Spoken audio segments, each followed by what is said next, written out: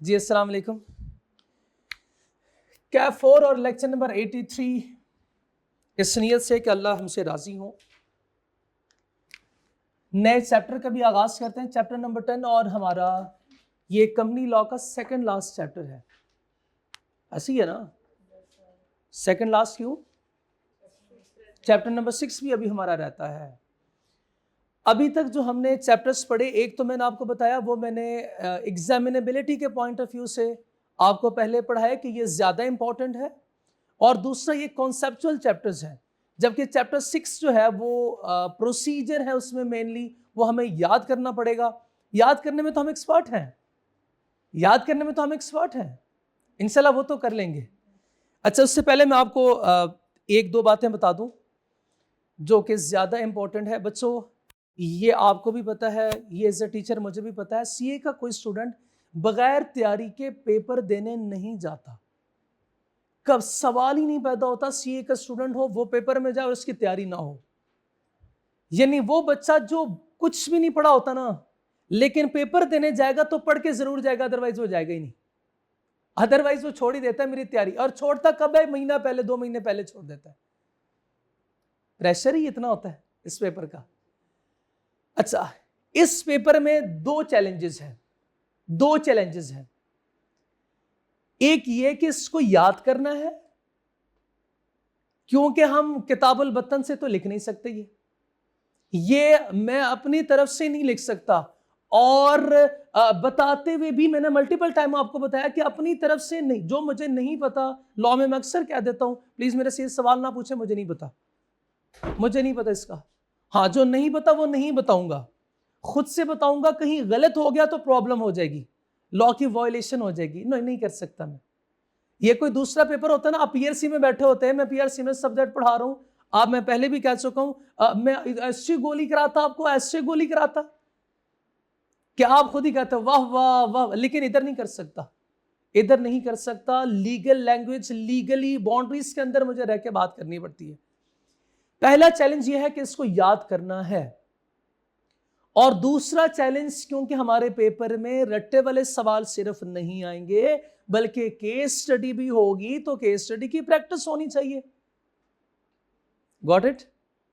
सो दो काम, या तो मैं दोनों करवाऊं, या तो मुझे करवाने तो दोनों चाहिए, लेकिन लिमिटेड टाइम की वजह से मैं दोनों नहीं करवा सका। कोशिश तो मैंने शुरू में की कि हम थोड़ी सी प्रैक्टिस ज्यादा करें, लेकिन नहीं पॉसिबल। इस सेशन का टाइम भी आपको पता है थोड़ा सा शॉर्ट था। सो एक काम मैं ये कर सकता हूं कि जो मुश्किल काम है याद करवाना, आखिरी महीने में स्टूडेंट प्रैक्टिस तो कर सकते हैं। आप 16-18 घंटे बैठे हुए हो, आप अगर याद करते हो ना तो आपसे याद नहीं होगा ये, लेकिन आप 16-18 घंटे आप लिख सकते हो। लिखने में आपको मौत नहीं आती, लेकिन जब आप याद करते हैं तो फिर 2 लाइनों के बाद जो है वो आप सो जाते हैं, नहीं याद रहता एग्जाम के प्रेशर की वजह से। दूसरे सब्जेक्ट में कोई अगर आपके लेक्चर्स पेंडिंग है, और खास तौर पे ये ऑनलाइन वालों को कह रहा हूं कि मैंने रोजाना आके जो ये याद करवाया, पूरा चैप्टर सुनाया है, खुद भी सुनाया है, स्टूडेंट से भी मैंने आपको सुनवाया है। उसका मेन ऑब्जेक्टिव ये था, बार बार मेरे से सुन के एटलीस्ट तो याद हो ना आपको, अगर खुद नहीं करते मेरे से सुन के तो याद हो। सो एक काम जो सबसे मुश्किल होता है याद करना, वो हमने क्लास में हम कर चुके हैं। अब दूसरा है प्रैक्टिस। एग्जाम्पल पहले भी दे चुका हूं, बाबर आजम को बिठा के बाबर आजम से कहूं ये शॉट ऐसे खेलोगे तो ऐसे यहां पे छक्का जाएगा, ऐसे खेलोगे तो यार ये ना तुम बेहतरीन खेल सकते हो, बताइए साहब इस प्रैक्टिस में मैं मैच में उतारूंगा, बाबर आजम अच्छा परफॉर्म करेगा। बाबर आजम ने अगर खुद से प्रैक्टिस नहीं ना की, नेट में जाके उतर के खुद से प्रैक्टिस नहीं की, तो वो अच्छा परफॉर्म नहीं कर सकता।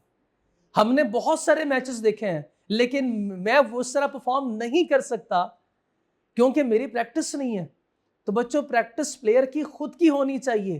पेपर आपने देना है तो प्रैक्टिस मेरी नहीं, प्रैक्टिस आपकी होनी चाहिए। ये काम हाँ मैं करवा सकता था तो मैंने करवाया, मैंने याद भी करवाया और आपसे सुना भी, चाहे वो जबरदस्ती आपको आपके आपके जैसे भी आपने किया, जैसे भी आपने किया, आपको अच्छा लगा बुरा लगा, लेकिन आपने मुझे सुनाया।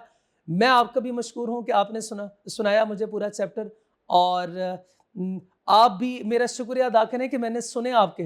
आप लोगों को बर्दाश्त किया, क्लास में भी, क्लास के बाद भी। I am just kidding. अच्छा, तो प्रैक्टिस हमारी अपनी होनी चाहिए, तो थोड़ी सी प्रैक्टिस हम खुद करेंगे और ज्यादा सारी करेंगे, ठीक है? जितनी प्रैक्टिस करेंगे उतना ही अच्छा होगा। नए नए सवाल कीजिएगा ताकि थोड़ी सी प्रॉब्लम्स हम फेस करें, वो फिर मेरे साथ डिस्कस करें, उसको मैं इंशाल्लाह ज़रूर आंसर करूंगा और इस मसले को हम हल करेंगे। सो प्रैक्टिस में आपको ज़्यादा मसले नहीं आएंगे, क्योंकि कुछ सवाल ऐसे हैं जो आपके जल्दी हो जाएंगे। प्रैक्टिस में जहाँ पे 30% मसले आएंगे उसको एड्रेस करने के लिए फिर मैं हूँ। ओके, कौन कौन से सवाल प्रैक्टिस करने हैं ये भी हम आपको बता देंगे। और बस यही जो पहले हम बात थी वो मैंने आपको बता दी। इसके अलावा प्रीवियस लेक्चर में कोई सवाल शाबाश? फिर हमारे पास टाइम शॉर्ट है, फिर हम इधर चले जी। कोई सवाल नहीं? हाँ जी। डेफिनेशन ऑफ रिलेटेड पार्टी में क्या लिखा हुआ है शाबाश? हमें सुनाए definition.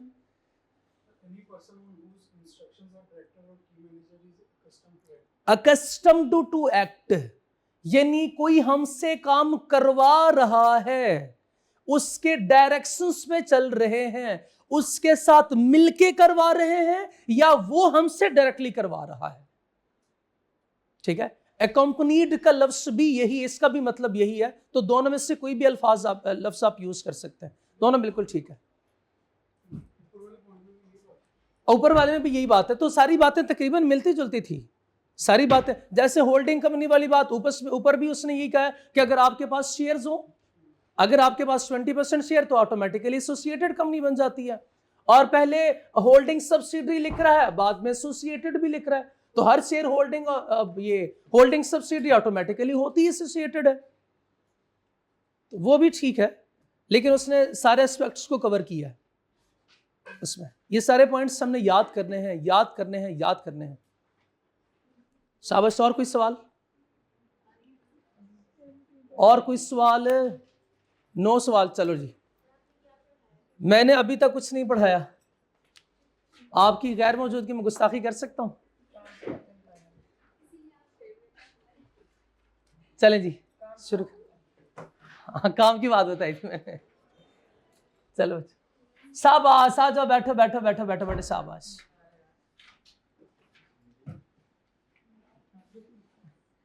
Chapter number 10, accounts and annual return. अब बच्चों, एनुअल रिटर्न के बारे में मुझे बताना जरा, क्या क्या क्या क्या, क्या होता है एनुअल रिटर्न?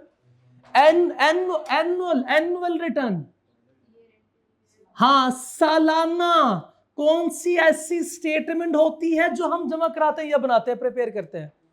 हाँ, जवाब होगा आपका फाइनेंशियल स्टेटमेंट। बिल्कुल सही जवाब है, बिल्कुल 100% सही जवाब। फाइनेंशियल स्टेटमेंट्स की बात हो रही है। लेकिन मुझे यह बताएं, फाइनेंशियल स्टेटमेंट बनती कैसे है? ये फाइनेंशियल स्टेटमेंट क्या चीज है, मैं बेसिकली ये पूछना चाह रहा हूं।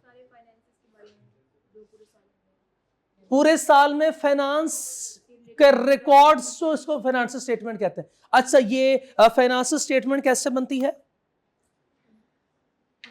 पूरे साल में सेल परचेजेस की ट्रांजैक्शन रिकॉर्ड होती है, चाहे वो कैश हो चाहे ऑन क्रेडिट हो, यानी खर्चे भी रिकॉर्ड होते हैं और रेवेन्यूज भी आपके रिकॉर्ड होती हैं।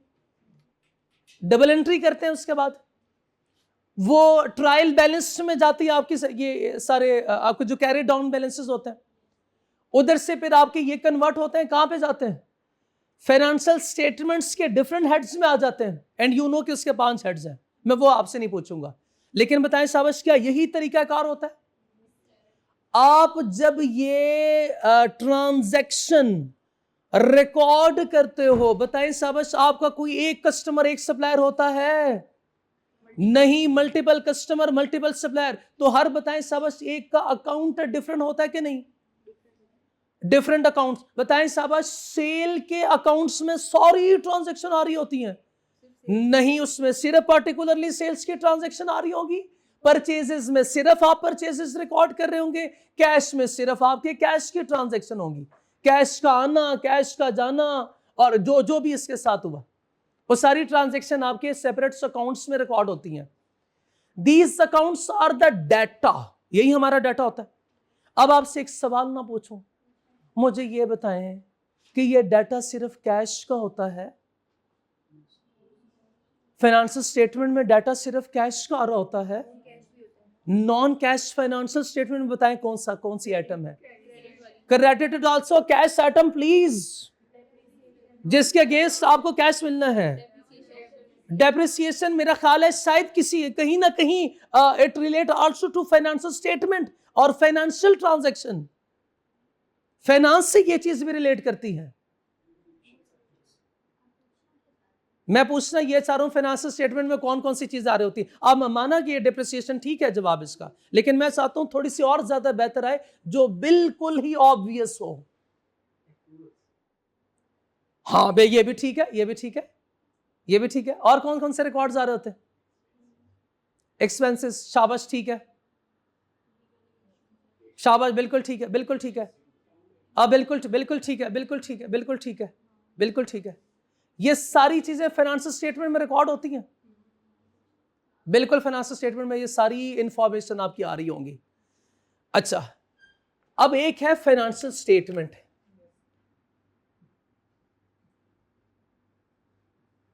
फाइनेंशियल स्टेटमेंट में ये डाटा कहां से आया? फाइनेंशियल स्टेटमेंट में ये डाटा कहां से आया? आपने मुझे बताना है, आपने मुझे बताना है।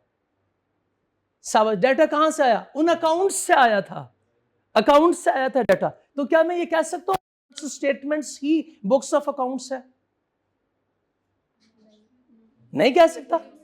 हाँ शाबाश, financial statement is the summary of these books of accounts. आपको याद है इससे पहले आपने किसी टॉपिक में पढ़ा था summary of receipts and payments, शायद स्टैट्यूटरी रिपोर्ट में। तो अगर मैं कहूं summary of all financial transaction from the books of accounts, ठीक है। बुक्स में जो इंफॉर्मेशन आ रही होती है वो बहुत ज्यादा हो सकती है, लेकिन फाइनेंशियल स्टेटमेंट में ये सारी इंफॉर्मेशन नहीं आ रही होती। शाबाश, क्लोजिंग बैलेंस शायद आ रहे होते हैं सिर्फ। बुक्स अकाउंट जो है वो ज्यादा डिटेल्ड है। क्या है? ज्यादा डिटेल्ड है, पूरे साल की इंफॉर्मेशन इन किताबों में होती है, जबकि फाइनेंशियल स्टेटमेंट में उसी का क्लोजिंग बैलेंस आ रहा होगा। आपके फाइनेंशियल स्टेटमेंट आपके फाइनेंशियल पोजीशंस को एवेल्युएट करती है। ओके, तो financial statement is not a books of accounts. अब पहले हम सीखेंगे बुक्स ऑफ अकाउंट्स, उसके बाद फिर देख लेंगे financial statement. Okay, books of accounts बहुत सारी किताबें हो सकती हैं। आप मुझे बताएं कि आप कॉस्ट अकाउंटिंग पढ़ते हैं? मैनेजमेंट अकाउंटिंग जिसका नाम दिया था आपने, प्लीज ऐसे ना करें मेरे साथ। अभी नहीं पढ़ रहे आप में से क्लास में कोई ऐसा स्टूडेंट जिसने कॉस्ट अकाउंटिंग या मैनेजमेंट अकाउंटिंग पढ़ी? अच्छा, कॉस्ट अकाउंटिंग या मैनेजमेंट अकाउंटिंग में फाइनेंशियल स्टेटमेंट पढ़ाए जाते हैं आपको? एफएआर में आपको कॉस्ट की बातें बताई जाती हैं, उसमें शायद फाइनेंशियल स्टेटमेंट के हेड्स के लिए सारी जितनी रिक्वायर्ड चीजें हैं वो बताई जाती हैं, जबकि कॉस्ट अकाउंटिंग में कुछ और पढ़ाया जाता है। कॉस्ट अकाउंटिंग में कॉस्ट का रिकॉर्ड होता है, कॉस्ट का सिर्फ रिकॉर्ड होता है, जबकि फाइनेंशियल स्टेटमेंट में ये नहीं, आपके एफएआर में आपको रिपोर्टिंग इसकी करवाई जाती है। तो basically financial statement is the reporting of the books of accounts. माने ना माने, financial statement is the reporting of these books. और ये किताबें वो थी कि पूरा साल हमने, वो जो हमारा ड्राइवर है ना, D for director, D for driver, दो जो ये जो डायरेक्टर है उन्होंने पूरा साल कैसे काम किया, इसकी एक समरी फाइनेंशियल स्टेटमेंट बनी है। ठीक है, तो ये financial statement is the summarised form of books of accounts. तो सबसे पहले बुक्स ऑफ अकाउंट्स को समझते हैं, उसके बाद फिर हम लेकिन एग्जाम इंपॉर्टेंस तो देखें।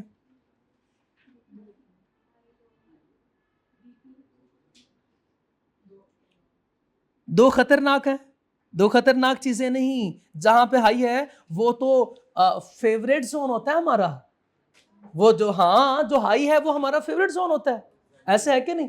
क्योंकि एग्जाम में वही चीज तो टेस्ट होनी है। हम जो पढ़ रहे हैं वो इसलिए पढ़ रहे हैं कि एग्जाम में एग्जामिनेबल है, टेस्ट हो, हमें अच्छे से तैयार है, हम एग्जाम पास करें इसीलिए। चलें बुक्स एंड पेपर।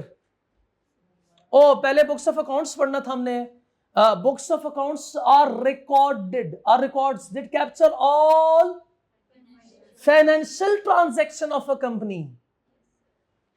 पैसे कहां से आए, कहां खर्च हुए, with proper details. Financial statement भी अल्लाह करे यही लिखा हो, विद प्रॉपर डिटेल्स। नहीं लिखा होगा, चल कोई ना खैर है।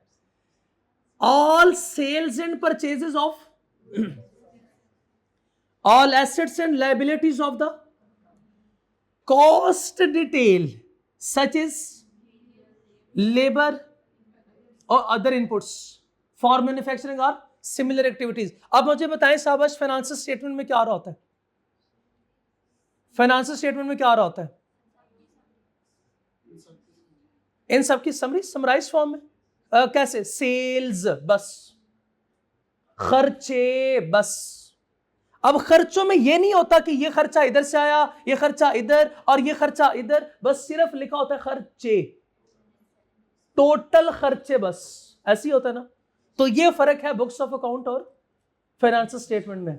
बच्चों ये भी ऑल फाइनेंशियल ट्रांजैक्शन है, वो भी फाइनेंशियल ट्रांजैक्शन है। यहां पे डिटेल्ड बातें होती हैं, वहां पे जस्ट क्या होगा, समराइज्ड फॉर्म में सारी कहानी होगी। बात ये समझ आ गई? बस ये पहले डिफरेंस था, अब आसान हो गई बात। Books and papers include all financial plus, and को सर्कल करें प्लस ऊपर। बस ये सिर्फ फर्क होता है, जो बच्चे समझते हैं कि नहीं ये सारा रिकॉर्ड एक जैसा ही होता है, वो कंफ्यूजन हम दूर करेंगे। प्लस लीगल रिकॉर्ड्स, कोई लीगल केसेस होते हैं तो वो बताएं साहब क्या बुक्स ऑफ अकाउंट्स में रिकॉर्ड होते हैं? नहीं नहीं नहीं नहीं, legal cases books of accounts में नहीं आते। कभी आपने कोई लीगल केसेस का अकाउंट बनाया है? आप टी अकाउंट बनाते हैं, सेल का भी, परचेज का भी, रिसीवेबल का, पेएबल का, डेट का, डिप्रिसिएशन का, बहुत सारे अकाउंट्स आप खोलते हैं। कभी आपने लीगल रिकॉर्ड्स का अकाउंट नहीं खोला होगा, लीगल रिकॉर्ड्स का कभी अकाउंट नहीं आपने बनाया। ये पेपर वर्क है सारा, ठीक है, maintained by company. These includes books of accounts. इसका मतलब यह है कि books of accounts books and paper का हिस्सा है। बुक्स एंड पेपर ब्रॉडर है, उसके अंदर किताबें होंगी बुक्स ऑफ अकाउंट्स। उन बुक्स ऑफ अकाउंट्स से सारी फाइनेंशियल ट्रांजैक्शन लेके फाइनेंशियल स्टेटमेंट में जारी होती है। कॉस्ट अकाउंटिंग का रिकॉर्ड, मिनट्स किस चीज के? मीटिंग के मिनट्स फाइनेंशियल स्टेटमेंट के कौन से हेड्स में आ रही होती हैं? नहीं आ रहे होते कहीं भी। रजिस्टर्स कौन से वाले? जी नहीं, अरे ये तो ये है, वो तो ये है, मिनट्स है। इन्वेस्टमेंट में नहीं पढ़ा था हमने, रजिस्टर मेंटेन करना है। दो रजिस्टर थे, कौन कौन से भला? एक अपनी कंपनी का, एक दूसरी कंपनी का। और फिर इन्वेस्टमेंट जो हमने साबस कंपनी के नाम और किसी और के नाम अगर कंपनी ने इन्वेस्टमेंट किया कोई साबस। वाउचर्स कौन से होते हैं? Vouchers, notice or documents, underline करें, नोटिस या डॉक्यूमेंट, वाउचर्स ये होते हैं नोटिस या डॉक्यूमेंट्स। डीड्स भी नोटिस या एग्रीमेंट्स है, रिटन फॉर्म में जो है उसको डीड बोलते हैं। एंड अदर डॉक्यूमेंट्स में क्या क्या होगा? अदर डॉक्यूमेंट्स में डायरेक्टर का रिकॉर्ड होता है, हमारे एम्प्लॉयज का रिकॉर्ड होता है, हमारे दूसरे जो ऑफिशियल डॉक्यूमेंट्स कंपनी के होते हैं वो सारा रिकॉर्ड होगा अदर डॉक्यूमेंट्स में। तो इसका मतलब बुक्स एंड पेपर में कंपनी के सेल परचेज, कंपनी के फॉर्मेशन से लेके अभी तक के जितने भी डॉक्यूमेंट्स हैं चाहे वो फाइनेंशियल का रिकॉर्ड, फाइनेंस का रिकॉर्ड है, चाहे वो कॉस्ट अकाउंटिंग रिकॉर्ड है, चाहे कोई लीगल केसेस हैं, या फिर नोटिस मीटिंग के हैं, या फिर बाहर से कोई नोटिस या कोई डॉक्यूमेंट्स आ रहे हैं, ये सारा रिकॉर्ड होगा, इंक्लूडिंग कॉन्स्टिट्यूशनल डॉक्यूमेंट्स। और ये रिकॉर्ड किस फॉर्म में होना चाहिए? किस फॉर्म में? सच रिकॉर्ड्स में be maintain in paper form और इलेक्ट्रॉनिक फॉर्म। ठीक है, पेपर या इलेक्ट्रॉनिक फॉर्म। तो आप दोनों को, पेपर फॉर्म को, पेपर को भी सर्कल करें, इलेक्ट्रॉनिक को भी सर्कल कीजिएगा। और ये बातें मैं एमसीक्यूज के लिए करवा रहा हूं। ये लर्निंग ऑब्जेक्टिव एमसीक्यूज के पॉइंट ऑफ व्यू से अहम है। बुक्स एंड पेपर और बुक्स ऑफ अकाउंट्स में फर्क क्लियर हो गया? बुक्स एंड पेपर्स में सिर्फ और सिर्फ फाइनेंशियल ट्रांजैक्शन होंगी, जबकि बुक्स ऑफ अकाउंट में, जबकि बुक्स एंड पेपर में, शाबाश, बुक्स ऑफ अकाउंट के साथ साथ और भी बहुत सारी इंफॉर्मेशन है। ओके, ये एक लफ्ज अंडरलाइन करें, true and fair view. True and fair view क्या मतलब होता है इसका? ट्रू एंड फेयर व्यू जी, हाँ बताओ बताओ बताओ। सही होना, बिल्कुल ठीक है, बिल्कुल ठीक है। हाँ, तो यहां पे करेक्ट भी तो लिख सकता था कि these record must be correct, हमारी जिंदगी आसान हो जानी थी। आप लिख लेना करेक्ट, आप लिख लें करेक्ट, आप लिख लें। लेकिन आपको पता है हर सब्जेक्ट्स के टर्मिनोलॉजीज कुछ लीगल होती हैं। फाइनेंशियल स्टेटमेंट के लिए जो हम अल्फाज यूज करते हैं वो करेक्ट के अल्फाज नहीं होते, वो होंगे true and fair view. Financial statement, आपसे एक छोटा सा सवाल, मुझे ये बताएं कि फाइनेंशियल स्टेटमेंट कौन प्रिपेयर करता है? बोलो। अकाउंटेंट्स फाइनेंशियल स्टेटमेंट प्रिपेयर करता है, बाद में ऑडिटर आएगा, उस अकाउंटेंट का काम चेक करेगा, या आप ही अकाउंटेंट करोगे, बाद में उसका ऑडिट करोगे, ऐसे ही है ना? ये नहीं मैंने टेस्ट दिया, बाद में मुझे कहा गया कि अपना टेस्ट खुद ही चेक करो, बाद में मुझे कहा गया खुद ही चेक करो, मैं खुद ही टेस्ट चेक करूंगा, 100 मार्क्स में से मेरे 105 आएंगे, हैंड राइटिंग के भी मार्क्स ऐड करूंगा। अब भाई जो काम मैंने किया उसको मैं कैसे चेक कर सकता हूं? इसका मतलब बनाने वाला कोई और, चेक करने वाला। इसीलिए पेपर आप अटेम्प्ट करते हैं, अगर आपसे ही कहा जाए ये पेपर चेक करो, अब बताओ इंशाल्लाह पास नहीं, सिर्फ सर्टिफिकेट्स, पूरी क्लास के सर्टिफिकेट, पता नहीं आई कि आप किस किस को सर्टिफिकेट देगा। तो इसीलिए आपका पेपर आपसे ही चेक नहीं करवाया जाता, एक इंडिपेंडेंट वैल्यूअर इसको चेक करता है, इंडिपेंडेंट एग्जामिनर चेक करता है। होता है ऐसे कि नहीं होता? तो इसीलिए ये फाइनेंशियल स्टेटमेंट आप नहीं प्रिपेयर करते, आप अकाउंटेंट नहीं प्रिपेयर करोगे, कौन प्रिपेयर करेगा? चलो छोड़ो ये सब बातें, बताएं कंपनी किसकी थी? शेयर होल्डर की, शेयर होल्डर की। बताएं शाबाश, ये कंपनी को चलाता कौन है? डायरेक्टर्स। हमने अपने सारी जमा पूंजी डायरेक्टर्स के हाथों में दे दी। अब हम कैसे इंश्योर करें कि डायरेक्टर्स जो है वो सही काम कर रहे हैं? डायरेक्टर कैसे इंश्योर करें हम कि डायरेक्टर सही काम कर रहे हैं? जाके देख लें, खुद ही चेक करें, एवेल्युएट करें? वो तो हमें ऐसे गोली कराएगा कि वो कहेगा सब ठीक है, सब अच्छा है, सब अच्छा है, तो वापस आ जाएं। नहीं, वो क्या करता है? अपनी अकाउंटेबिलिटी शो करता है, दिखाता है। कैसे? क्योंकि हमारा फिडुशियरी रिलेशनशिप होता है, वो ट्रस्ट बेस्ड रिलेशन है। बताएं शाबाश, वो कैसे साबित करते हैं हमने आपके इस कंपनी का ख्याल रखा है? पूरा फाइनेंशियल स्टेटमेंट प्रिपेयर करते हैं। बताओ शाबाश, फाइनेंशियल स्टेटमेंट प्रिपेयर किसने की? वो और बात है डायरेक्टर खुद काम नहीं करते, करवाते हैं, लेकिन बताओ रिस्पॉन्सिबल पार्टी कौन होगी? यहाँ ये याद रखिएगा, डायरेक्टर। जब आप थोड़े से बड़े होंगे ना, इंशाल्लाह पढ़ भी लेंगे, ठीक है? ऑडिट में पढ़ेंगे आप। बताएं शाबाश, कौन रिस्पॉन्सिबल है डायरेक्ट फाइनेंशियल स्टेटमेंट के लिए? डायरेक्टर्स ने कुछ सफ़े बनाए, उस पे लिखा ये कंपनी की पोजीशन है, ये कंपनी की हमारी परफॉर्मेंस है। अब एक इंडिपेंडेंट बंदा आता है और देखता है जो आप लोगों ने प्रेजेंट किया है वो सही है या नहीं। वो सही, यानी डायरेक्टर ने जो प्रेजेंट किया है, बताएं शाबाश, ये आने वाला बंदा, चेक करने वाला बंदा डायरेक्टर का दोस्त होना चाहिए? नहीं, इसका मतलब कोई इंडिपेंडेंट पर्सन होना चाहिए। तो इंडिपेंडेंट पर्सन आपके प्रेजेंट किए हुए फाइनेंशियल स्टेटमेंट को व्यू करता है और कहता है माशाल्लाह ट्रू और जबरदस्त वाला व्यू है, जबरदस्त वाला व्यू आपका फाइनेंशियल स्टेटमेंट प्रेजेंट कर रहा है। ओके, आपने जो फाइनेंशियल स्टेटमेंट प्रेजेंट की है, इसका व्यू क्या है?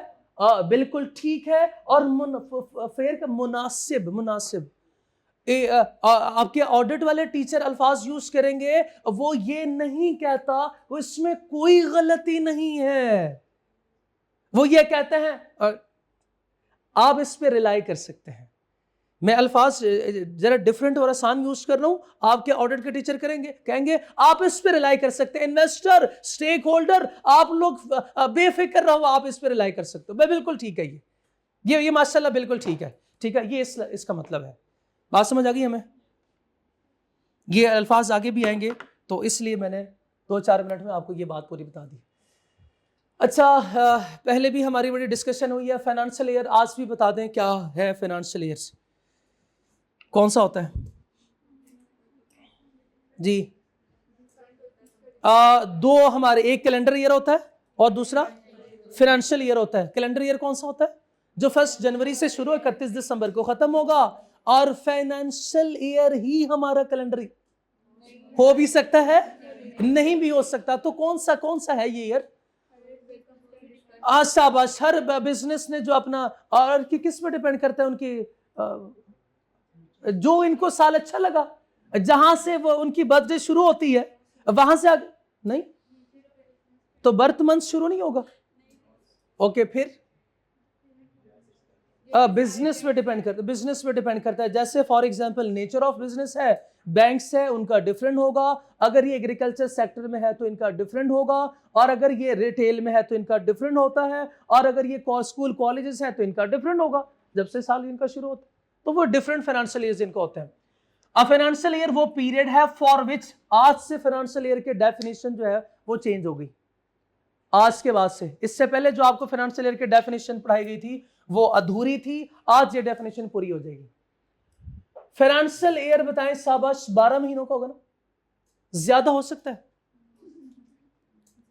ज्यादा हो सकता है, कम हो सकता है, कम हो सकता है। हाँ, ये आप लोगों ने पढ़ा था टैक्स में, पढ़ा होगा। कम हो सकता है, कम कैसे होगा? जब यहां पे स्पेशल ईयर भी आ जाएगा। और बिल्कुल वेल डन शाबाश। इट मे और मे नॉट बी एग्जैक्टली, लेकिन यूजुअली 12 महीनों का ही होता है, यूजुअली 12 महीनों का ये साल होता है। स्पेशल सर्कमस्टांसेस में ये 12 से कम का हो सकता है, अदरवाइज 12 महीने का ही होगा।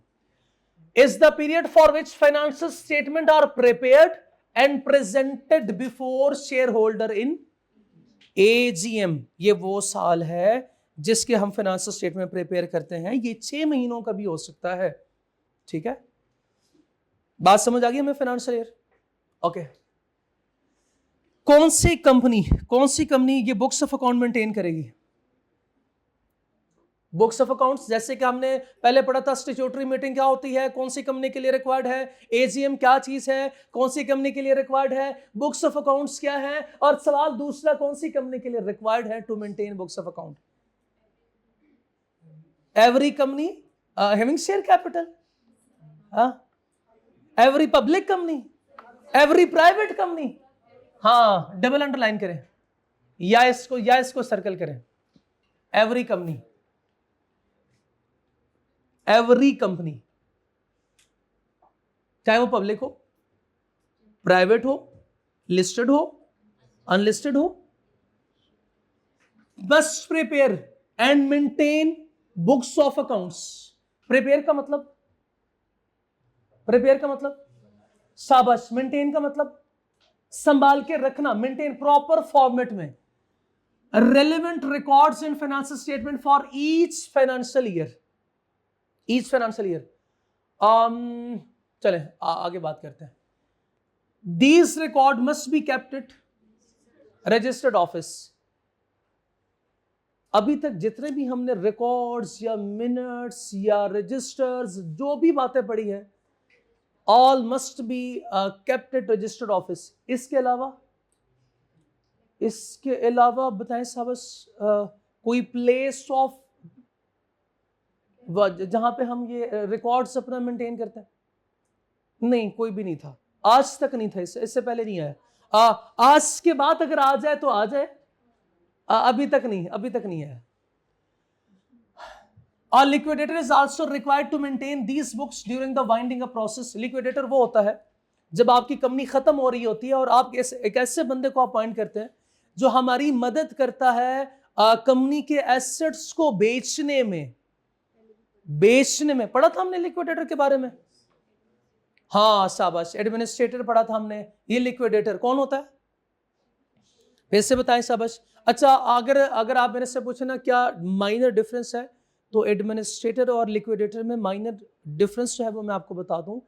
एडमिनिस्ट्रेटर पहले कोशिश करता है कि हम कंपनी को रेस्क्यू कर सकें, 12 महीनों के अंदर ना कर सके तो फिर कहते हैं हमसे ना हो पाएगा, अब इसको क्या करो, लिक्विडेट किया जाए. तो फिर ये एक लिक्विडेटर को अपॉइंट करते हैं जो कंपनी के एसेट को बेच के क्रेडिटर्स को पेमेंट करवाता है. ये लिक्विडेटर का फंक्शन, ये उसका काम है. जो माइनर सा डिफरेंस था वो क्लियर हो गया. दोनों का वैसे काम ब्रॉडली एक ही है, क्रेडिटर के राइट्स को प्रोटेक्ट करना. लेकिन अगर थोड़ा सा हम इसको डीपली स्टडी करें तो एडमिनिस्ट्रेटर पहले रेस्क्यू करने की कोशिश करता है, एंड देन अगर नहीं हो सका तो फिर हम क्या करते हैं. हाँ, और यही हम इंशाल्लाह वन उसमें भी पढ़ेंगे, चार्ज वाले में भी, chapter number 6. These book must reflect a true and fair view of the state of affairs of the company including its branches. यानी अगर कोई ब्रांच का रिकॉर्ड भी होगा, एक कंपनी उसकी डिफरेंट ब्रांचेस हैं, उसका रिकॉर्ड भी होगा, तो वो रिकॉर्ड भी बिल्कुल true and fair view present करें.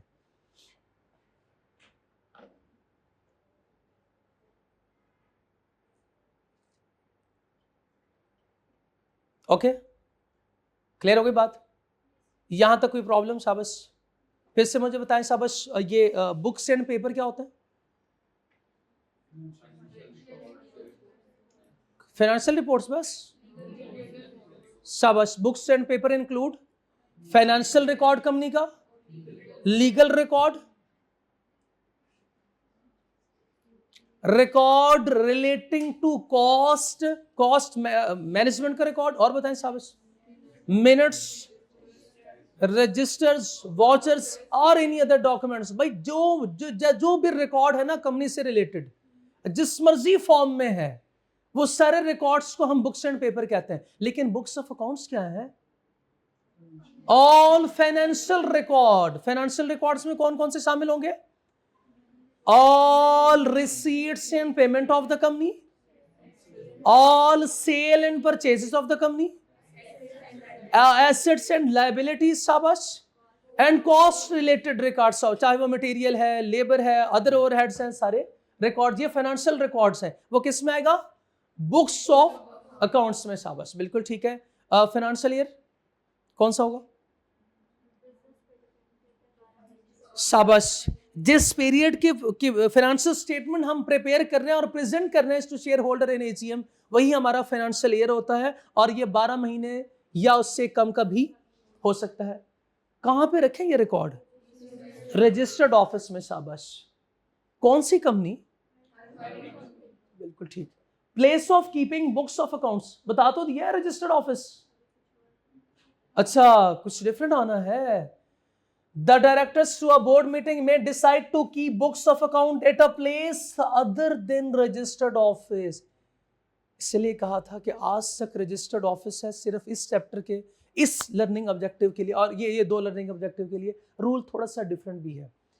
रजिस्टर्ड ऑफिस के अलावा भी हम कहीं और रिकॉर्ड को मेंटेन कर सकते हैं? बोलो यस और नो। यानी आज हम रजिस्टर्ड ऑफिस के अलावा रिकॉर्ड कहीं और रखने लगे। बताएं शाबाश, क्या करूं उसके लिए? सीधा रिकॉर्ड उठा के कहीं और रख दूं? फिर शाबाश, क्या करना पड़ेगा? हाँ, डायरेक्टर्स क्या करेंगे? Through a board meeting approval. Board meeting approval, सारे डायरेक्टर्स जो है वो मिलकर मशवरा करें, अगर वो अप्रूव करते हैं तो फिर हम क्या करेंगे? कहीं और भी ये रिकॉर्ड रख सकते हैं। होना क्या चाहिए? Within Pakistan, within Pakistan. क्या प्रॉब्लम है? In such cases the company must notify the registrar SCCP in writing. मुझे कोई बता सकता है क्यों? मुझे कोई बता सकता है क्यों रजिस्ट्रार को ही क्यों इन्फॉर्म करना होता है? बोलो बोलो। मेमोरेंडम में चेंज करेंगे तो मेमोरेंडम में चेंज आएगा। ओ ये किसने पढ़ाया आपको? वो तो तब करेंगे जब हमारा प्रोविंस चेंज होगा, प्रोविंस ही चेंज होगा तो वो रजिस्टर्ड ऑफिस क्लॉज चेंज हो रहा है, लेकिन रजिस्टर्ड ऑफिस तो फिर भी होगा ना। मैं तो ये पढ़ा रहा हूं कि रजिस्टर्ड ऑफिस के अलावा रिकॉर्ड कहीं और कैप्ट कर रहे हैं हम।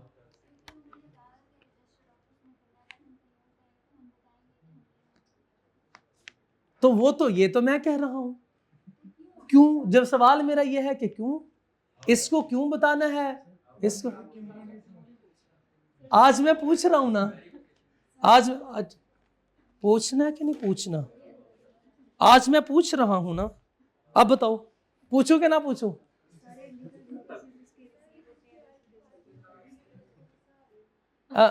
इसको गुस्सा आ जाएगा इसलिए।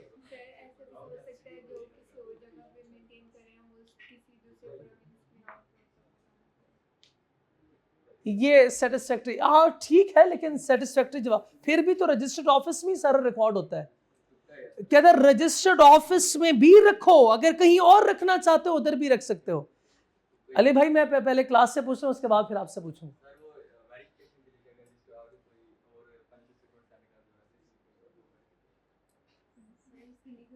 एक सेकंड, थोड़ा सा और एक्सप्लेन करो।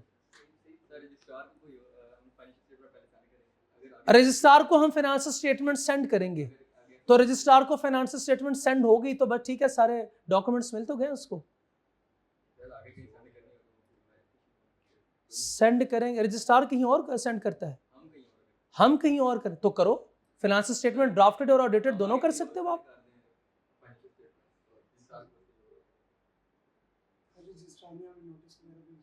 तो भेजे, नोटिस भेजे।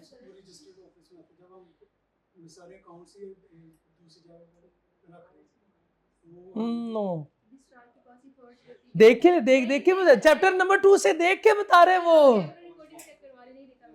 अच्छा क्या बताएं साहब? क्या? अरे हमने पढ़ा था वो रिकॉर्ड को देख भी सकता है, कोई इंफॉर्मेशन चाहिए तो मंगवा भी सकता है। राइट्स ऑफ रजिस्ट्रार में नहीं पढ़ा था पावर में, चैप्टर नंबर 2 में? शाबाश, वेल डन। अगर वो कोई वहां से सीज भी करना चाहे तो हमें पहले उसको बताया हुआ है कि हमारा सर रिकॉर्ड इधर पड़ा हुआ है, ठीक है? तो ये इसलिए जो है वो उसको नोटिफाई करना पड़ता है, रजिस्ट्रार को बच्चों पता होना चाहिए। अच्छा, the full address of the new location must be provided. हाँ ये बता रहे हैं तो लोकेशन भी दो। The notice must be filed with in 7 days of the decision, with in the 7 days of the decision. Clear होगी बात? फिर से बताएं शाबाश। Place of keeping books of accounts, normal rule क्या है? Registered office. मुझे बताएं शाबाश, रजिस्टर्ड ऑफिस के अलावा कहीं और रिकॉर्ड कैप्ट कर सकते हैं? क्या रिक्वायरमेंट है? बोर्ड मीटिंग से अप्रूवल ले लो शाबाश, विद इन पाकिस्तान भी हो, और रजिस्ट्रार को नोटिफाई करो। Place of full address of the new location, ये भी दे दो। और नंबर 3 शाबाश, इस डिसीजन के कि हमने रिकॉर्ड कहीं और कैप्ट करना है 7 दिन के अंदर नोटिस भेज देना उसको। अच्छा, अभी कहानी खत्म नहीं हुई, record keeping for branch office, where a company has many branches, यानी branch office inside या outside पाकिस्तान, इसका रिकॉर्ड कहां रख सकते हैं हम? Each branch must maintain proper books of accounts for its transaction. याद रखिएगा, ये बिजनेस में है, हमारे लॉ में नहीं है. हर बिजनेस यूनिट को सेपरेटली ट्रीट किया जाता है जैसे ये अलग कोई कंपनी हो. ये बिजनेस की बात कर रहा हूं, ये बिजनेस में पढ़ाते हैं. सो जैसे मुझे ये बताएं, एक एग्जांपल से इसको समझते हैं. आप गुलबर्ग जाएं, चीजियस की ब्रांच पे है ना गुलबर्ग में, चीजियस पिज्जा जो बर्गर जो भी आपको पसंद है, खा के आप उनसे कहें कि पैसे हम कोई दूसरी ब्रांच बताएं साहब, इस कहां पे? हाँ, फैसल टाउन में एक ब्रांच है, हम पैसे फैसल टाउन ब्रांच में जमा करा देंगे. Is it possible? क्यों नहीं? वो भी तो चीजियस है, ये भी चीजियस है, मालिक भी एक ही है. ये भी चीजियस, वो भी चीजियस, मालिक एक ही. शाबाश. हर ब्रांच का डाटा अलग से मेंटेन होता है. हर ब्रांच का डाटा सेपरेटली मेंटेन होगा. सो इसको ट्रीट किया जाता है as a separate business unit. तो जब इनका डाटा, इनका प्रॉपर रिकॉर्ड सेपरेटली मेंटेन होगा तो अपने पास ही फिलहाल रखेंगे ना. आगे देखते हैं. The branch must send complete record, no summarized return regularly to the registered office or maintain record. और मेन रिकॉर्ड लोकेशन यानी जहां पे है, यानी अगर रजिस्टर्ड ऑफिस के अलावा कहीं और पे हमने रिकॉर्ड मेंटेन किया हुआ है तो समराइज कॉपी उधर भेजें. फिर से बताएं शाबाश, क्या रूल है? ब्रांच ऑफिस का क्या रूल है? शाबाश. हर ब्रांच जो है वो अपना रिकॉर्ड मेंटेन करे और उसकी समराइज कॉपी रजिस्टर्ड ऑफिस हमें भेज दें. अगर रिकॉर्ड रजिस्टर्ड ऑफिस के अलावा कहीं और पड़ा हुआ है, कहीं और हमने मेंटेन किया हुआ है, तो उस लोकेशन पे भेज दें. आसान है बात है, मुश्किल है? कॉस्ट अकाउंटिंग का रिकॉर्ड, कंपनीज इंगेज इन, सारी कंपनीज होती हैं, सारी कंपनीज इंगेज इन प्रोडक्शन, सारी कंपनीज इंगेज इन प्रोसेसिंग या मैन्युफैक्चरिंग या माइनिंग? नहीं. लेकिन हर वो company engage in production, processing, manufacturing या mining must maintain cost accounting records. These records must show labor utilization और अच्छा मेरे से पूछे सर ये क्यों, पता नहीं. कॉस्ट अकाउंटिंग रिकॉर्ड्स भी हम क्या करेंगे? मेंटेन करेंगे. ओके हाँ, मैं कर सकता हूं, आप नहीं कह सकते. चलो फिर से बताओ शाबाश बच्चों. बुक्स एंड पेपर, और जल्दी करो ना, books and paper. Financial statement के अलावा बाकी रिकॉर्ड्स भी बुक्स एंड पेपर में आ जाएंगे. बुक्स ऑफ अकाउंट्स सिर्फ और सिर्फ फाइनेंशियल रिकॉर्ड. शाबाश. फाइनेंशियल ईयर, जिस साल के लिए फाइनेंशियल स्टेटमेंट प्रिपेयर हो रही है, कहां पर, कौन सी कंपनी कहां पे रिकॉर्ड मेंटेन करे? रजिस्टर्ड ऑफिस में, रजिस्टर्ड ऑफिस में. शाबाश. इसके अलावा कर सकते हैं? शाबाश. क्या रिक्वायरमेंट है? Board meeting. शाबाश. पहले अप्रूवल ले लो, रजिस्ट्रार को भी बताना है, न्यू लोकेशन भी देंगे. शाबाश. और 7 दिन ऑफ द डिसीजन को नोटिफाई भी करो. अच्छा, ब्रांच ऑफिस का कोई डाटा है, अपना डाटा मेंटेन अलग करते हैं ये अलग अलग, और फिर समराइज्ड कॉपी जिधर हमने डाटा मेंटेन किया हुआ है उधर भेज देंगे. कॉस्ट अकाउंटिंग का रिकॉर्ड भी मेंटेन करना है. अच्छा, ये सारा रिकॉर्ड हमने मेंटेन कर लिया. अच्छा, रिकॉर्ड मेंटेन करना लीगल रिक्वायरमेंट है ना, पढ़ा था ना हमने. Every company must maintain records of the documents, ये चैप्टर नंबर 1 और 2 में. अच्छा, retention of books. Retention means कब तक रखना है संभाल के, कब तक रखना है, कब तक रखना है? बताओ. इससे पहले हमने पढ़ा था कि रिकॉर्ड्स रखना है 10 सालों तक फिजिकल फॉर्म में. वो कौन सा? बोर्ड मीटिंग के मिनट से 20 सालों तक फिजिकल फॉर्म में. एजीएम के मिनट्स है. शाबाश. परमानेंटली इन इलेक्ट्रॉनिक फॉर्म. दोनों के शाबाश, दोनों के शाबाश। Records of book must be written for at least 10 years। But ठीक है ना, खत्म। आगे भी लिखा immediately preceding the current year। ये क्या बात है, क्या बात हुई? immediately proceeding या preceding? हाँ, ये प्री को सर्कल करें। यस, प्री कौन से होते हैं, पहले वाले बाद में? फाइनेंशियल स्टेटमेंट जिस साल की प्रिपेयर हो रही है उसके बाद 10 सालों का रिकॉर्ड रखो, तो इसके बाद वाले अभी साल आए नहीं है, उसके रिकॉर्ड कैसे रख सकते हैं? उसके रिकॉर्ड कैसे रख सकते हैं? तो कौन से वाले सालों के, प्री या प्रो? शाबाश, प्रोसीडिंग नहीं है, प्रीसीडिंग है। पिछले 10 साल, कौन से वाले पिछले 10 साल? फॉर एग्जाम्पल ये फाइनेंशियल स्टेटमेंट जो प्रिपेयर हुई है वो 2025 की है, तो कौन से वाले 10 साल? 2002 से लेके 2012 तक। चलो 12 से लेके 22 तक कर दो। नहीं सर, हर बार इख्तिलाफ। उससे पिछले 10 साल नहीं, उससे इमीडिएटली पिछले 10 साल होंगे। इमीडिएटली कौन से होंगे? 2015 से आगे 25 तक, इंक्लूडिंग 2015। क्लियर होगी बात? Okay. Sporting vouchers and document must also be preserved. लेकिन इसका तो नहीं बताया कितने दिनों तक। वही होगा जो ऊपर है, 10 साल, मिनिमम 10 साल। All records must be kept in proper order for audit, inspection and legal cases के लिए। एमसीक्यूज के लिए याद रखेंगे ये। इंस्पेक्शन, ये इंटरेस्टिंग है, ये इंटरेस्टिंग है। अच्छा मुझे ये बताएं कि घर से पैसे आते हैं आपको? दो ना फिर। अच्छा, घर वाले आपसे पूछते हैं कहां कहां खर्च किए?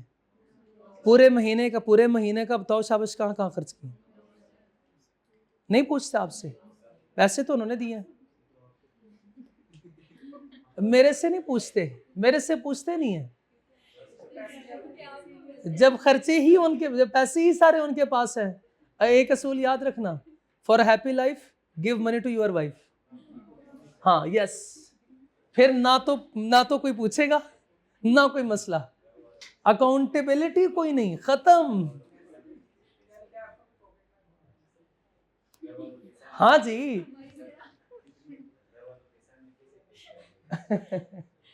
इंस्पेक्शन, अच्छा तो घर वाले आपसे सिर्फ अच्छा खर्च हो गया ठीक है, आपसे वो नहीं पूछते। इसी तरह मेंबर्स ने कंपनी हमें दे दी, हमने कंपनी कैसे चलाई, हमसे share holder do not have automatic, ऐसे नहीं पूछ सकते। टू इंस्पेक्ट बुक्स ऑफ, उस वक्त पूछ सकते हैं जब परमिटेड बाय और अप्रूव्ड बाय। ये नहीं किसी महीने आपका खर्चा ज्यादा हो गया और घर वालों ने पूछा तो आपने ना कोई जूते खरीदे, ना कोई फीस आपने पे की है, ना कपड़े खरीदे हैं, खर्च किया तो कहां किया? उस वक्त घर वाले पूछते हैं ये पैसे कहां खर्च हुए हैं, अब फीस भी तो कोई नहीं थी आपकी, तो उस वक्त पूछ सकते हैं कि नहीं? ये एग्जाम्पल ये सिर्फ share holder do not have automatic right to inspect. इससे पहले हमने हर जगह पे पढ़ा शेयर होल्डर के पास राइट्स हैं, शेयर होल्डर के पास राइट्स हैं क्योंकि कंपनी उनकी, वो अपनी मर्जी से ये देख सकते हैं। लेकिन आज हम शेयर होल्डर्स से ये राइट छीन रहे। नहीं, लॉ ने राइट्स ही नहीं दिए, लॉ ने तो राइट्स ही नहीं दिए। हाँ, उस सूरत में देख सकते हैं इफ परमिटेड बाय और approved by directors in a general meeting, AGM या ईजीएम। और ये भी याद रखें ये वाली कंडीशन अभी आई है, ये वाली कंडीशन पहले नहीं थी, ये कंडीशन पहले नहीं थी, ये अब इसको 2017 से ऑनवर्ड है। इंस्पेक्शन बाय डायरेक्टर्स, डायरेक्टर कर सकते हैं, यस, वही लोग तो बनवा रहे होते हैं। डायरेक्टर से होता है right to inspect books through business hours. लेकिन रिकॉर्ड अगर बाहर पड़ा हो तो, अगर मुल्क से बाहर है तो, if records are maintain outside Pakistan, क्यों नहीं हो सकता? अदर प्लेसेस में तो हो सकता है। ब्रांच का ऑफिस, ब्रांच का रिकॉर्ड जो है वो ब्रांच में ही पड़ा होगा, क्यों नहीं कर देख सकते? Copies must be kept within Pakistan, क्या नहीं पढ़ा था हमने? समराइज्ड कॉपी होनी चाहिए। And officers and employ must provide full assistance during inspection. अगर कोई भी रिकॉर्ड उनको चाहिए तो सारे लाइन हाजिर हों और कहें जी हुजूर आपकी खिदमत में भी हाजिर कर देते हैं। फिर से बताएं बच्चों, क्या कौन कौन से टॉपिक, कौन कौन सी बातें हमने पढ़ी है? Books and paper, books of accounts, फिर फाइनेंशियल ईयर, उसके बाद फिर कौन सी कंपनी और कहां पर रिकॉर्ड को कैप्ट करेंगे। अगर तो रिकॉर्ड हमने रजिस्टर्ड ऑफिस के अलावा कहीं कैप्ट करना हो तो क्या रख सकते हैं? शाबाश जी, बिल्कुल, वो रिक्वायरमेंट उसके लिए कंडीशन है। उसके बाद हमने क्या डिस्कस किया? ब्रांच ऑफिस के रिकॉर्ड को, शाबाश जी। नेक्स्ट फिर कॉस्ट अकाउंटिंग का रिकॉर्ड, कॉस्ट अकाउंट का रिकॉर्ड, और कब तक रिटेन करेंगे, और आखिरी inspection of books of accounts. तो ये 7 बातें याद रहेंगी। चलें, कोई एक स्टूडेंट मुझे ये 7 बातें याद करवा दें, उसके बाद फिर आगे चलते हैं जी। बुक्स एंड पेपर, शाबाश। बुक्स ऑफ अकाउंट्स, शाबाश, वेल डन। फाइनेंशियल ईयर्स में आ जाएगा नंबर 3। विच कंपनीज एंड कहां पे, शाबाश, बिल्कुल ठीक है। नंबर 4 रजिस्टर्ड ऑफिस के अलावा अगर कहीं रिकॉर्ड करना हो, चेंज करने वाली बात नहीं थी जी। नंबर 5 ब्रांच ऑफिस का रिकॉर्ड था। Number 6 retention of the record, and number 7 ये inspection of books of accounts. ये उसके अंदर आ जाएगा, वो बुक्स ऑफ अकाउंट्स वाला, और ये कॉस्ट अकाउंटिंग। ठीक है, शाबाश, क्लियर हो गया ये। अब बच्चों वक्त आ गया है कि एग्जामिनर का फेवरेट टॉपिक डिस्कस कर लें। चलो भाई, अब जितनी बातें करनी थी ना कर ले, अब नहीं, अब मजीद बातें नहीं, अब खत्म बातें, अब खत्म बातें, अब बातें नहीं। सबसे पहले मुझे आप फाइनेंशियल स्टेटमेंट के हेड्स बताएं जो आप लोगों ने अभी तक पढ़े हैं। दीज आर नॉट हेड्स, वो कंपोनेंट्स की बात कर रहा हूं, कंपोनेंट्स की बात कर रहा हूं, component of financial statement, component की बात, हिस्सों की बात करूं। फाइनेंशियल स्टेटमेंट्स के बड़े बड़े हिस्से कौन से हैं? Financial statement, not of income statement, financial statement. Financial statement दो नहीं होती, फाइनेंशियल स्टेटमेंट बहुत सारी चीजें होती हैं। अभी तक आपने 5 पढ़ी है, शाबाश। प्रॉफिट एंड लॉस स्टेटमेंट, या जिसको इनकम स्टेटमेंट भी कहते हैं, या स्टेटमेंट ऑफ कॉम्प्रिहेंसिव इनकम भी जिसका नाम है, स्टेटमेंट ऑफ फाइनेंशियल पोजीशन या बैलेंस शीट कहते हैं इसको, statement of changes in equity, cash flow statement, and notes to the accounts. Notes to the accounts या notes to the financial statement, यही 5 कंपोनेंट्स या हेड्स अभी तक आपने पढ़े। Statement of financial position, statement of profit और loss and other comprehensive income, statement of changes in equity, cash flow statement, and notes to the financial statement. आज सुन लेना, 2 और भी हैं, 2 और भी हैं। आपको पता नहीं था, लेकिन कुछ जगह पे आप काम करते भी थे। जैसे रेशोज वाला चैप्टर पढ़ा आपने, वो टॉपिक पढ़ा था आप लोगों ने? जिन स्टूडेंट ने पढ़ा हुआ है मुझे बताएं, शाबाश। जब भी आप रेशो कैलकुलेट करते हैं तो पिछले साल का डाटा, इस साल का डाटा भी आ रहा होता है। ऐसे होता कि नहीं होता? पिछले साल का डाटा, इस साल का डाटा। आप में से कोई ऐसा स्टूडेंट जो जिन्होंने फाइनेंशियल जो IS1 है वो पढ़ाओ स्टैंडर्ड, उसमें भी IS1 यही financial statement, income statement, final account है, फाइनल अकाउंट। उसमें भी कंपैरेटिव फिगर्स आ रहे होते हैं, पिछले साल का डाटा आ रहा होता है। आप में से कितने ऐसे स्टूडेंट जो ऑडिट पढ़ रहे हैं कंपैरेटिव फिगर्स को एवेल्युएट करते हैं? देखते, हाँ बिल्कुल, comparative information from the previous. जब भी आप फाइनेंशियल स्टेटमेंट, कभी आपने देखी फाइनेंशियल स्टेटमेंट? अच्छा, फाइनेंशियल स्टेटमेंट जो आप अकाउंटिंग की क्लास में प्रेजेंट करते हैं वो अधूरी होती है। हाँ हाँ दूरी 2025 की फाइनेंशियल स्टेटमेंट के साथ 2024 की फाइनेंशियल स्टेटमेंट भी होनी चाहिए। आपने ऐसे वाली देखी है? ओके गुड, शाबाश। कंपेयर आइए सेट में भी यही काम करते हैं आप लोग। Comparative information from the previous year, शाबाश। और any other statements required by law, any other statements required by law. मैं आइडेंटिफाई करना चाह रहा था कितने ऐसे स्टूडेंट हैं जिन्होंने ऑडिट पढ़ा हुआ है और कॉर्पोरेट रिपोर्टिंग पढ़ी हुई है। भाई बताओ ये 7वां पॉइंट कौन सा है? Any other statement required by law, compliance report है, शाबाश। कंप्लायंस रिपोर्ट है। शायद आप लोगों ने सुना हो, शायद ना सुना हो, सस्टेनेबिलिटी रिपोर्ट। लफ्ज सुना है ये? सस्टेनेबिलिटी रिपोर्ट की सबसे बड़ी एग्जांपल ये, इसकी सबसे बड़ी एग्जांपल सस्टेनेबिलिटी रिपोर्ट है। कंप्लायंस रिपोर्ट भी है, बिल्कुल शाबाश। चलो बच्चों, फाइनेंशियल स्टेटमेंट क्या है? Financial statement show the financial position and performance of the company for a specific period. Financial statement याद रखिएगा किसी खास पीरियड की होगी, ऐसी है ना। आपको ये पता है फाइनेंशियल पोजीशन है, फॉर द ईयर एंड होगा। प्रॉफिट एंड लॉस है, क्या होता? एज ऑन लिखा होता ना? नहीं एज ऑन नहीं होता, फॉर द ईयर लिखा होता है। तो यहां पे ईयर एंड क्यों लिखा हुआ है? साल तक, शाबाश। एज ऑन अभी तक ये होता है कि ईयर एंड पे, और ये पूरे साल की खर्चे और रेवेन्यूज होते हैं। कैश फ्लो पूरे साल का होगा, फॉर द ईयर होता है, कैश फ्लो एज ऑन होता है। नोट्स स्टेटमेंट सर ये नहीं पढ़े अभी हमने, ये अभी नहीं पढ़े। नहीं पढ़े आप लोगों ने, फाइनल में पढ़ेंगे, फाइनल में पढ़ेंगे ना, अभी पढ़े। ओहो गलत पढ़े हैं, अगर पढ़े हैं तो। मैंने भी पढ़े हुए, तो जब फाइनल में पढ़ लिए तो मुझे लगा था कि शायद वही सही है, फाइनल में आया तो चेंज हो गया।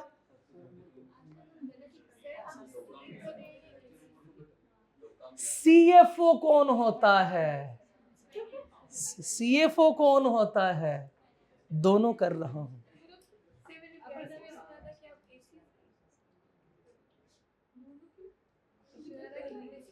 मैं बाद में मैंने कन्वर्ट किया था, बाद में कन्वर्ट किया। चलिए ये क्लास के बाद पूछ लीजिएगा ना।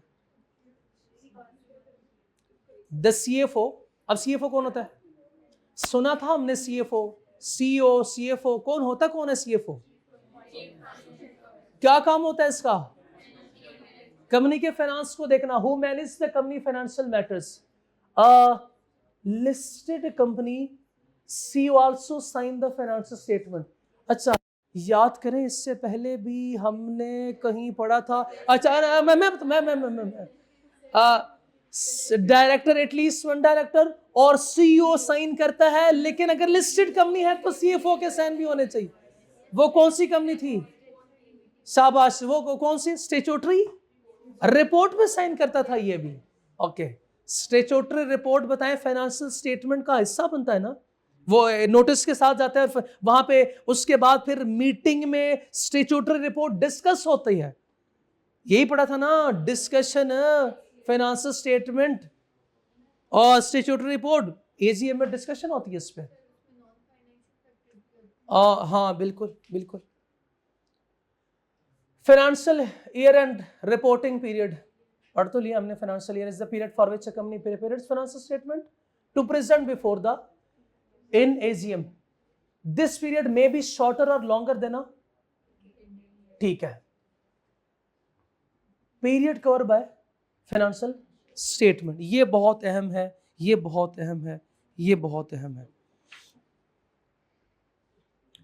The first financial statement cover the period from incorporation to the end of first financial year.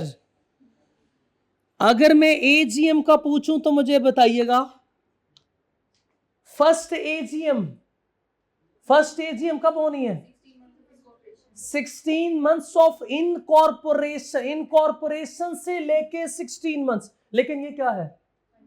Financial statement. Financial statement cover the period from incorporation, date है, इनकॉर्पोरेशन डेट है फॉर एग्जाम्पल 1 जुलाई 2016, 1 जुलाई 2016 कौन सी date है? Incorporation date, incorporation date. और मुझे बताएं शाबाश, first financial statement कब आप फाइल करेंगे? फाइनेंशियल, हाँ लास्ट डेट बताएं शाबाश, लास्ट डेट बताओ, लास्ट डेट बताएं। 31 है? अब बोलो 30 दिसंबर, 30 जून 2017। हाँ आप लोगों का आंसर 31 दिसंबर 2017। अच्छा कोई और आंसर शाबाश? लास्ट डेट फाइनेंशियल, मैं तो ये फाइनेंशियल स्टेटमेंट के पूछ रहा हूं। आप फाइनेंशियल ईयर बता रहे थे कि financial year for example ended से 31 दिसंबर। अच्छा अच्छा, मेरे से गलती हो गई, मेरे से गलती हो गई। सुनो बच्चों, 31 दिसंबर फाइनेंशियल ईयर एंड है, फाइनेंशियल ईयर एंडेड 31 दिसंबर। ओके, अब मुझे बताएं कि ये फाइनेंशियल स्टेटमेंट जो मैं प्रिपेयर करूंगा, first financial statement, first financial statement, it must cover the period from incorporation. Incorporation को अंडरलाइन करके मैं लिखूंगा 1 जुलाई 2016। आप भी ऐसे करेंगे? अच्छा, एंड ऑफ फाइनेंशियल ईयर को, फर्स्ट फाइनेंशियल ईयर को भी मैं अंडरलाइन करके क्या लिखूंगा? 31 दिसंबर। अब मैं लिखूंगा कि this financial statement would cover the period from 1 जुलाई 2016 से 31 दिसंबर 2017 ना, 16। ये फर्स्ट फाइनेंशियल स्टेटमेंट। मैं ये नहीं पूछूंगा कितने महीने, क्योंकि जरूरी नहीं है, लेकिन मुझे ये बताएगा क्या विद इन 12 मंथ्स है? विद इन 12 मंथ्स है। 12 महीने हो या उससे कम हो, कोई फर्क नहीं पड़ता, कोई फर्क नहीं पड़ता, कोई फर्क नहीं पड़ता। लेकिन सबसीक्वेंट फाइनेंशियल स्टेटमेंट देखिएगा, subsequent it must cover the period from the last closing date,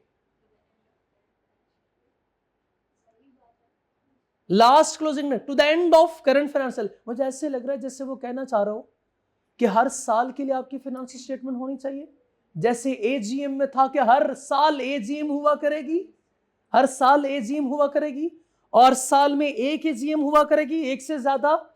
यानी ये भी कहना चाह रहा है कि एनुअल फाइनेंशियल स्टेटमेंट है तो एक ही होनी चाहिए, फाइनेंशियल स्टेटमेंट एक ही आप प्रिपेयर करो। और ये तो नहीं कह रहा कि किसी साल को स्किप कर सकते हो आप, लेकिन तीसरी लाइन पहले पढ़े, उसके बाद फिर मैं आगे चलूंगा। If the period is more than 1 year, ये आप पढ़ चुके हैं, ये आप लोग मुझे बताएंगे। हाँ हाँ स्पेशल है, स्पेशल नोटिस है, बिल्कुल ठीक है, स्पेशल है, शाबाश बताओ बताओ। इसका मतलब, इस लाइन का मतलब ये हुआ कि फाइनेंशियल स्टेटमेंट एक साल से ज्यादा की भी हो सकती है। बताओ कैसे, कैसे शाबाश?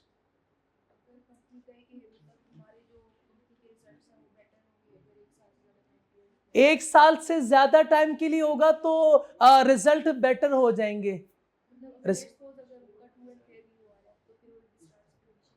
ट्रू एंड फेयर व्यू के लिए हमें थोड़ा सा टाइम दे दें ताकि हम अच्छे से प्रेजेंट करें। प्रॉब्लम की वजह से फाइनेंशियल स्टेटमेंट लेट हो गई है, मौका नहीं मिला, ईद आ गई थी तो छुट्टियों पे चले गए थे हम।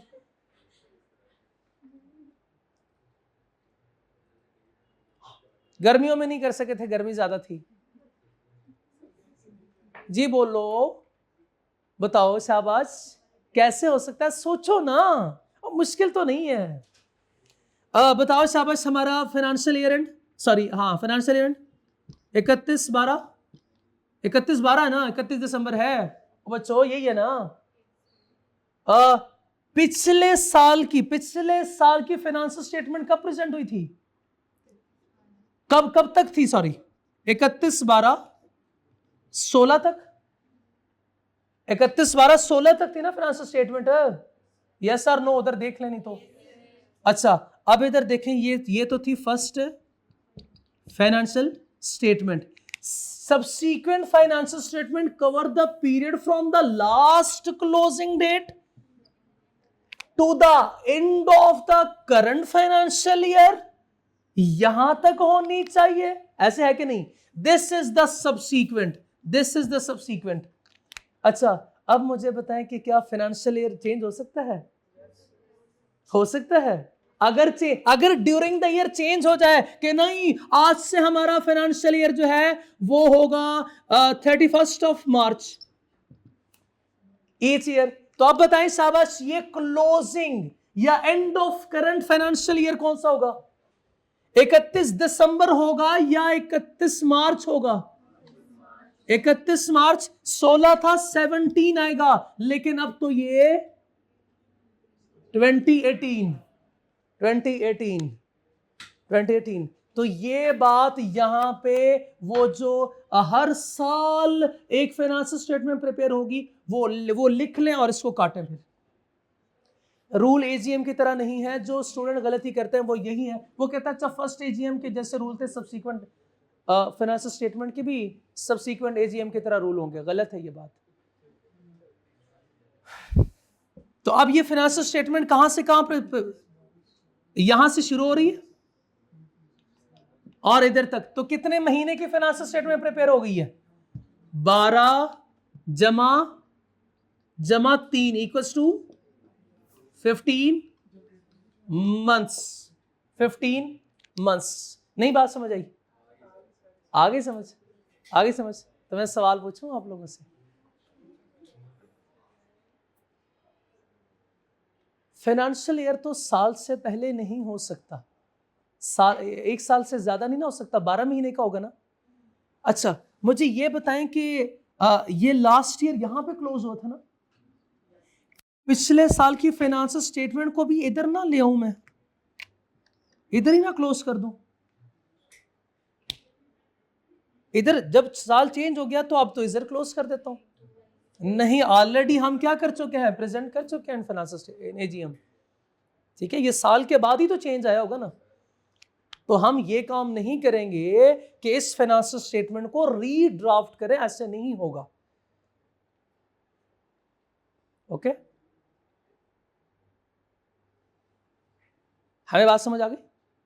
फिर से बताएं शाबाश। First financial statement cover the period from incorporation date to end of financial year. अच्छा, मुझे अगेन बताएं कि ये जो है ये 12 महीने से ज्यादा हो सकते हैं? ये भी 12 महीने से ज्यादा हो सकते हैं? फर्स्ट फाइनेंशियल स्टेटमेंट 12 महीने से ज्यादा हो सकता है? ये किस केस में? मुझे डेट्स लिखवाए ना। फिर मुझे इनकॉर्पोरेशन बताइएगा। ऑनलाइन वालों इधर देखें, पहले मुझे इनकॉर्पोरेशन की डेट बताइएगा। First Feb 2018। फर्स्ट फैब ये इनकॉर्पोरेशन डेट है बच्चों, इधर देखें। अच्छा, अब आप खुद से भी सोच सकते हैं ये इनकॉर्पोरेशन डेट है। अच्छा देखिएगा, अब जब फाइनेंशियल ईयर क्लोज होगा वहां तक जो है वो हमारा ये फाइनेंशियल स्टेटमेंट जो है वो पीरियड को कवर करेगी ना। ऐसे ही है ना। आपने कोशिश करनी है फाइनेंशियल ईयर को क्लोज करना है किसी ऐसे महीने में जिसमें 12 महीने प्लस कुछ और आ जाए, ऐड हो जाए। 30 जून मैं आपको ट्रिक बताता हूं। आपने जो गलती की मैं आपको ट्रिक बताता हूं। बताएं शाबाश, कब करेंगे क्लोज? 31 जनवरी को क्लोज करना चाहते हैं, 31 जनवरी को क्लोज करना चाहते हैं।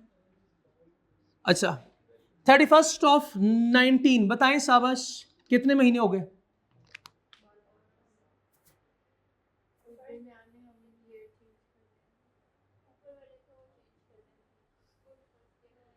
मैं बताता हूं। आप लोग ऐसा करो कि इसको 31 दिसंबर करो, 31 दिसंबर करो। मैं ट्राई कर रहा हूं, इसको भी 31 दिसंबर करो। 12 महीने हो गए, इसका मतलब ये ठीक नहीं है, ये नहीं ठीक। ऐसे कर लेते हैं कि ये 500 महीना करते हैं, 500 महीना करते हैं। ये करते हैं 8वां महीना। कौन सा 8वां महीना? अब बताओ। हाँ, ये तो फिर इधर हो जाएगा। ओहो, अभी नहीं हो सकता, अभी नहीं हो सकता। पहली ही फाइनेंशियल ईयर चेंज कर दूं, पहली फाइनेंशियल ईयर चेंज कर दूं। हाँ, याद रखना फर्स्ट फाइनेंस, और याद रखो बच्चों, फर्स्ट फाइनेंशियल स्टेटमेंट आपके नॉर्मल सर्कमस्टांसेस में 12 महीने से कभी ज्यादा नहीं हो सकती, सब्जेक्ट टू कि आप फाइनेंशियल ईयर को चेंज करें। ये सवाल ही नहीं पैदा होता कि 12 महीने से ज्यादा हो जाए, वो जो मर्जी कर लें, ये 12 महीने से ज्यादा नहीं हो सकती, सब्जेक्ट टू के फाइनेंशियल ईयर चेंज हो।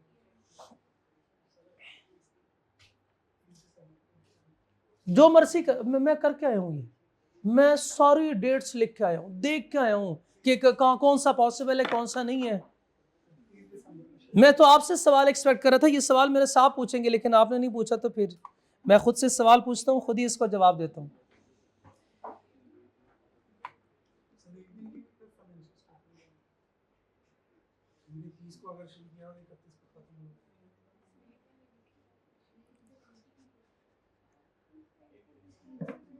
बहुत अच्छा सवाल है।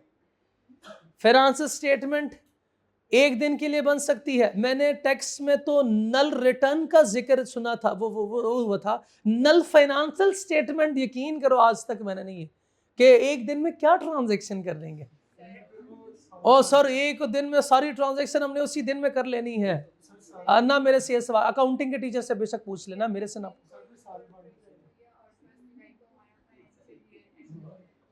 31, हाँ,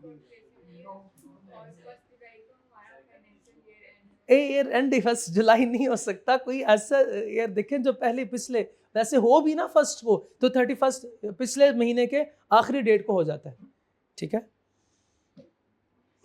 अब तो फिर तो 12 महीने एक दिन हो गया, नहीं 12 महीने से ज्यादा नहीं हो सकता। चलो बच्चों, इधर इधर इधर इधर, बस अभी तो हमने शुरू किया फाइनेंशियल स्टेटमेंट। चलो बस सिर्फ ये प्रिपरेशन देख लेते हैं। Time limit for presentation, first financial statement कब प्रेजेंट करेंगे? प्रेजेंटेशन से क्या मुराद है? Within 16 months from. ऐसे क्यों? हाँ शाबाश, एजीएम कब होनी थी first? Within. Later financial statement at least once in each.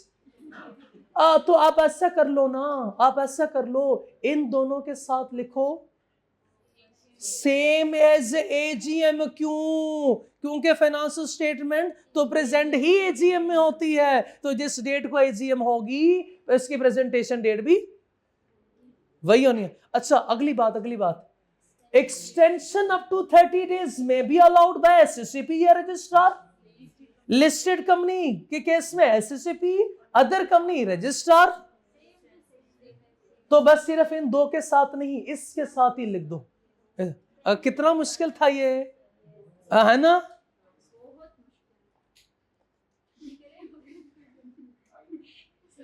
चल ऑथेंटिकेशन एंड अप्रूवल भी कर लें हम। Authentication and approval, approval by board, ये पढ़ क्या रहे हैं वैसे? Financial statement, the board of director must approve all financial statements, all financial statements. आगे कुछ नहीं लिखा हुआ, ये ऑल क्यों लिखा हुआ है? ऑल क्यों लिखा हुआ है? ये सिर्फ फाइनेंशियल स्टेटमेंट क्यों नहीं लिखा हुआ? इसका मतलब फाइनेंशियल स्टेटमेंट की भी किसमें होंगी? अब फाइनेंशियल स्टेटमेंट बच्चों याद रखो क्वार्टरली भी हो सकती है, हाफ ईयरली भी हो सकती है, एनुअल भी हो सकती है, कंसोलिडेटेड, ओहो पता नहीं क्या। यहाँ तक काफी है। ये मुश्किल लफ्ज़ है, इसको छोड़ दें फिलहाल। पढ़ा था आप लोगों ने ये? ठीक है ठीक है, फिर से मुझे बताएं, मुझे भूल गया मुझे फाइनेंशियल स्टेटमेंट के बारे में बताएं शाबाश। फाइनेंशियल स्टेटमेंट क्या है? Financial statement shows the financial position and performance of the company. It includes statement of financial position, statement of profit and loss, changes in equity, cash flow statement, notes to the accounts, comparative figures, comparative पिछले साल के और required by law. Okay, CFO कौन होता है? जो company के financial को देखता है। फाइनेंशियल ईयर, ये जो हमने पढ़ लिया। अच्छा, रिपोर्टिंग पीरियड, फाइनेंशियल स्टेटमेंट कौन से पीरियड को कवर कर रही है? अगर फर्स्ट फाइनेंशियल स्टेटमेंट है तो बताएं, डेट ऑफ इनकॉर्पोरेशन से end of first financial year. Subsequent financial statement closing date of the last year. शाबाश, बिल्कुल ठीक है। और ये रिपोर्टिंग, ये पीरियड, ये मे बी मोर देन, और उसके लिए क्या करना पड़ेगा? From the registrar is required preparation and presentation of financial statement same as AGM. शाबाश, लिख लिया आपने, सेम एज एजीएम। अप्रूव कौन करता है फाइनेंशियल स्टेटमेंट को? Board of directors. ऑथेंटिकेट कौन करता है? ऑथेंटिकेट कौन करता है? पता नहीं। छोड़े।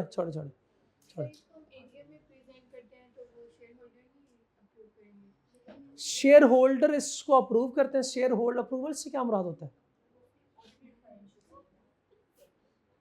अप्रूव का मतलब यह है कि हमने जो काम किया है हमारे मुताबिक बिल्कुल ठीक है, इन्होंने लिख के भेज दिया आगे। अब भेजते नहीं, इससे पहले जो है उसकी ऑथेंटिकेशन होगी।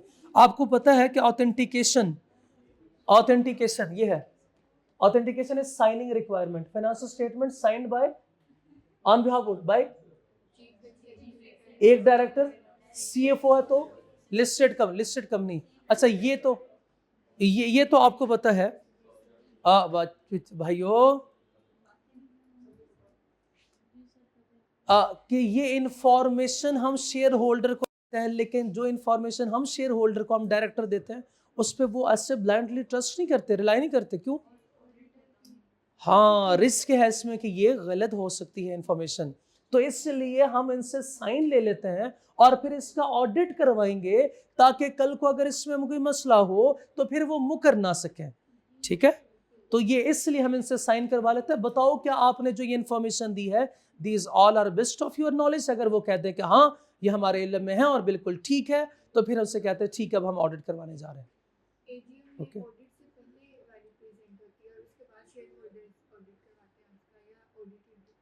ऑडिटेड फाइनेंशियल स्टेटमेंट एजीएम में जाती है या अनऑडिटेड ड्राफ्टेड फाइनेंशियल स्टेटमेंट जाती है? तो देखें, अगर ड्राफ्टेड जाती हैं तो फिर इसका मतलब यह है कि उस पर डिस्कशन का कोई फायदा नहीं है। ठीक है, इसका फिर कोई फायदा नहीं है। लेकिन हाँ, होता ऐसा ही है, उसके बाद जो है वो ये अपना काम करता है। इसके बाद हम पढ़ेंगे कौन सी कंपनी के लिए रिक्वायर्ड है, कौन सी कंपनी के लिए नहीं भी रिक्वायर्ड। ठीक है, चले जी, आज का लेक्चर यहाँ खत्म करते हैं। अस्सलाम वालेकुम।